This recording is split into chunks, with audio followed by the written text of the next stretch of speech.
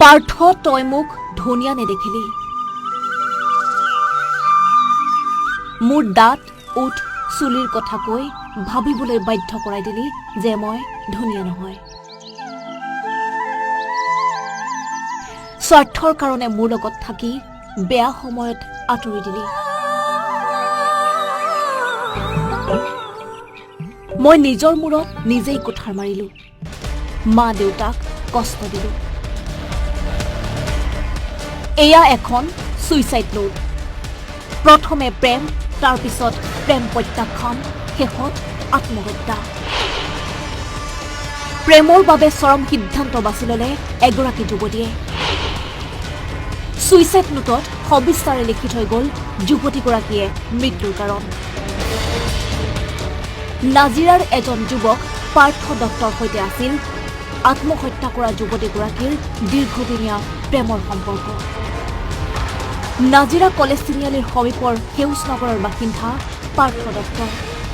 সম্পৰ্ক থকাৰ পৰাই পাৰ্থ দত্তই ছাত্ৰীগৰাকীক ব্লেকমেইলিং কৰাৰ অভিযোগ পাৰ্থ দত্তৰ বিৰুদ্ধে যুৱতীগৰাকীক মানসিক শাৰীৰিক নিৰ্যাতন চলাই অহাত উপায়ন্তৰ হৈ অৱশেষত আত্মহত্যাৰ পথ বাছি ল'লে যুৱতীগৰাকীয়ে এখন ডায়েৰীত সবিস্তাৰে লিখি থৈ গ'ল সকলো কথা শুক্ৰবাৰে পৰিয়ালৰ লোকে নাজিৰা আদৰ্শ আৰক্ষী থানাত দাখিল কৰিলে এখন এজাহাৰ আৰক্ষী তদন্তৰ পিছতহে পোহৰলৈ আহিব সঠিক তথ্য চিঠি পাইছোঁ আৰু এখন ডায়েৰী পাইছোঁ ডায়েৰীখনত আৰু চিঠিখনত মানে পাৰ্থ দত্ত সেউজনগৰ হ'বলা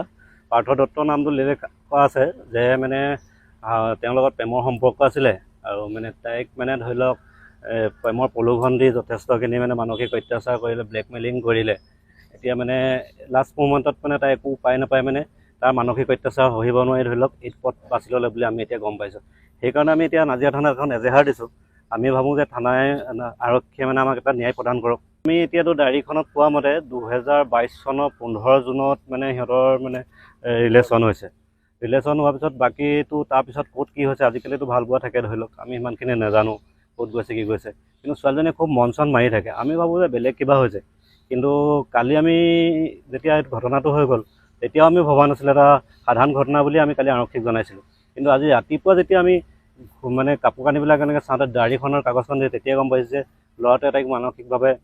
অত্যাচাৰ কৰিলে আৰু বহুত ব্লেকমেইলিং কৰিলে আৰু নিজৰ স্বাৰ্থৰ কাৰণে বহুত তাইক ইউজ কৰিলে বুলি আমি